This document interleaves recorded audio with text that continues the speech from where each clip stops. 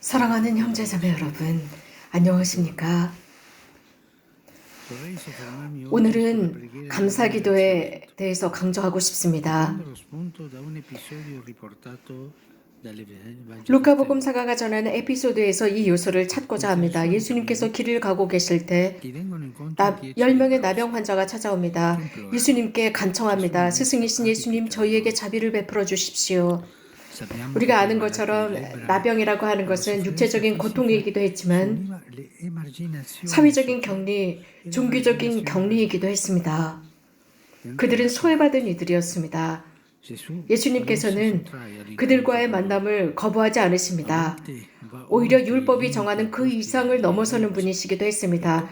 즉 금지되었던 환자들을 어루만지십니다. 그들을 부둥켜 안으시고 그들을 치유하신 분이셨습니다. 그런데 이 에피소드에서는 예수님과 환자들과의 접촉은 없었지만 예수님께서는 거리를 두고 그들에게 사제들에게 가서 보여라 라고 말씀하십니다. 율법이 정한 바에 의하면 당시의 질병의 치유의 판명은 사제들이 하는 것이었습니다. 예수님께서 다른 말씀은 하지 않으셨습니다. 그들의 기도를 들으셨습니다. 그들의 자비를 청하는 외침을 들으시고 즉시 사제들에게 그들을 보내셨습니다. 그 10명은 예수님의 말씀을 믿었습니다. 치유될 때까지 그 자리에 머물지 않고 그분의 말씀을 믿고 즉시 떠나갑니다. 이렇게 사제들에게 가면서 치유되었습니다. 10명 모두가 치유되었습니다. 사제들이 그들을 보고 그들이 치유되었다는 것을 선포하고 일반적인 생활로 다시 되돌아갈 수 있다고 선포할 수 있었을 것입니다. 그러나 이렇게 사제들에게 가는 도중에 10명 중에 단 한 명만이 예수님께 되돌아옵니다. 예수님께 감사드리고 자신이 받은 은총에 대해서 하나님께 감사드리기 위해서 돌아왔습니다. 단 한 명만 돌아왔습니다. 나머지는 길을 가고 있었습니다. 예수님께서 그를 보면서 눈치채신 것은 유태인이 아니라는 것입니다. 사마리아인이었습니다. 당시 유태인들에게 있어서 사마리아인들은 이단들처럼 취급을 받고 있었습니다. 예수님께서 말씀하십니다. 10명 중에 한 명, 그것도 외국인이 하나님께 감사드리기 위해서 되돌아왔다라고 말씀하십니다. 이 에피소드는 매우 놀라운 말씀입니다. 이 에피소드야말로 이 세상은 두 부류로 나누어져 있다는 것입니다. 감사하는 부류와 감사하지 못하는 부류입니다. 모든 것을 당연한 것처럼 받아들이는 사람이 있는가 하면 모든 것을 은총, 선물로 받아들이는 부류가 있다는 것입니다. 가톨릭 교리서는 모든 사건과 모든 필요는 감사기도의 동기가 될 수 있다고 적고 있습니다. 감사기도는 항상 여기에서부터 출발합니다. 즉 은총이 우선했다는 것을 인정하는 것입니다. 우리가 생각하는 법을 배우기 전부터 우리를 생각해 주셨고 우리가 사랑하는 법을 배우기 전부터 사랑해 주셨으며 우리 마음에 바라는 마음이 생겨나기 전부터 우리를 고대하셨습니다. 우리가 이런 관점에서 인생을 본다면 감사가 우리들의 삶을 인도하는 인도자가 될 것입니다. 감사합니다 라는 말을 우리는 자주 잊어버립니다. 혹은 그렇게 말하는 것을 두려워합니다. 우리 그리스도교 신자에게 있어서 감사하는 행위는 성사에 부여했는데 가장 필수적인 성사에 부여했습니다. 성체성사입니다. 그리스어로 성체성사라는 말은 감사라는 의미입니다. 성체성사, 감사입니다. 그리스도인들 모든 신자들처럼 하나님께 감사드립니다. 생명을 주심에 감사드리는 것입니다. 산다라는 것은 그 삶을 받은 것입니다.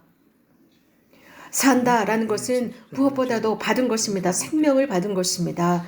우리 모두는 누군가가 우리가 태어나기를 바랬기 때문에 태어났습니다.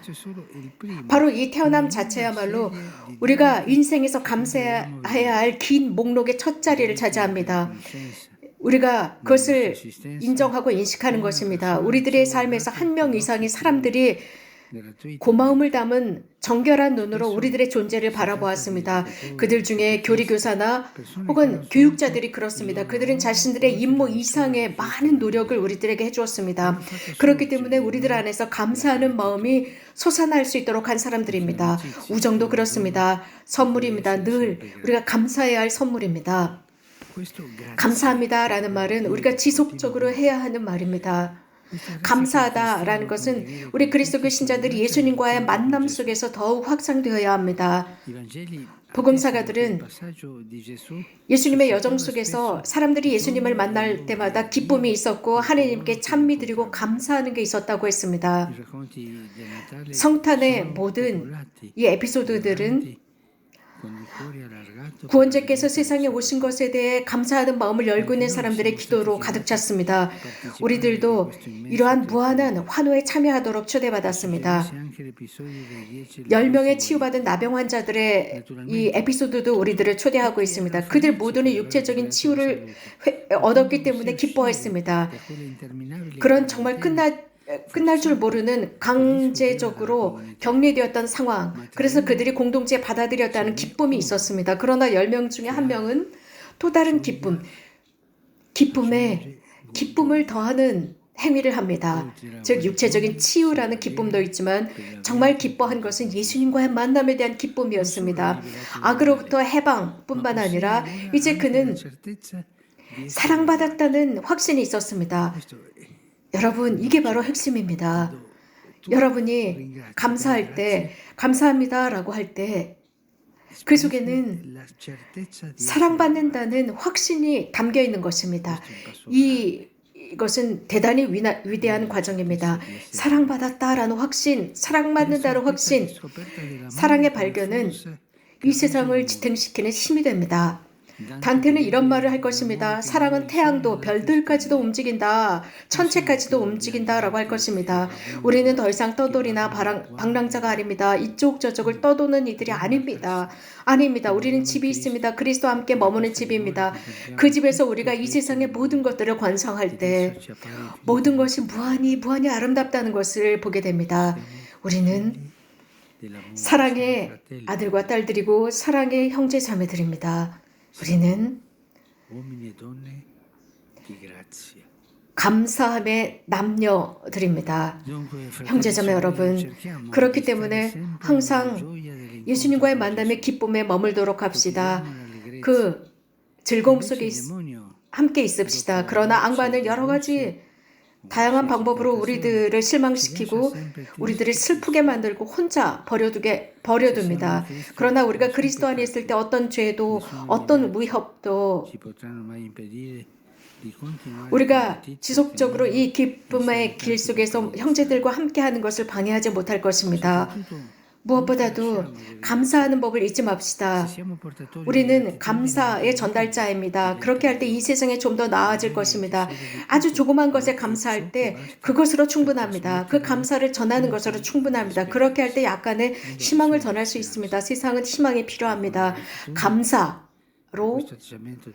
감사하는 마음으로 우리는 약간의 희망을 전할 수 있고 고대할 수 있습니다. 모든 것이 다 연결되어 있고 이어져 있습니다. 모두가 자기가 있는 자리에서 조금씩 하면 됩니다. 행복의 길은 바오로 성인께서 말씀하신 것처럼 당신께서 쓰신 서한의 한 서한의 끝마무리에서 이런 말씀을 하셨습니다. 끊임없이 기도하십시오. 모든 일에 감사하십시오. 이것이 그리스도 예수님 안에서 살아가는 여러분에게 바라시는 하느님의 뜻이다라고 하셨습니다. 성령의 불을 끄지 마십시오. 성령의 불을 끄지 마십시오. 멋진 인생의 프로그램입니다. 성령의 불을 끄지 마십시오. 그 성령의 불이 우리들을 감사로 이끌어갑니다. 고맙습니다.